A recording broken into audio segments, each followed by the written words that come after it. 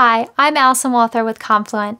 Let's take just a peek under the covers of ksqlDB to understand a bit about how it runs.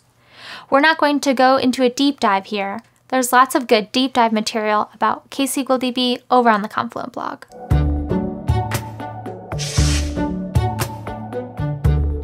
ksqlDB runs separately from the Kafka brokers, which, by the way, all of your Kafka applications should be doing. Kafka brokers are just for Kafka brokers. ksqlDB is built on top of Kafka streams, and like Kafka streams, it uses RocksDB as its state store. Just like Kafka, ksqlDB is a distributed system that uses partitions as its basis for scaling its workload.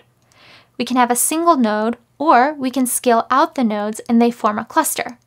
Just like Kafka consumers or Kafka streams, ksqlDB can parallelize throughput by allocating work on partitions to different nodes. But don't think of it as a single huge database cluster. ksqlDB queries are continuously running and processing events. They're applications.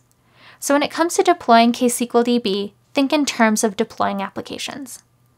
In Confluent Cloud, both your Kafka clusters and ksqlDB applications are fully managed. You only need to think about your queries and topics.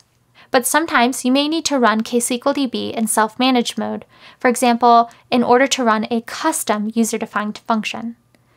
In this case, you can still take advantage of Confluent Cloud to manage the Kafka cluster that your ksqlDB applications are hitting, again, allowing you to put more focus on solving business problems. If you want to know more about ksqlDB internals, we have a course called Advanced ksqlDB. Go check it out.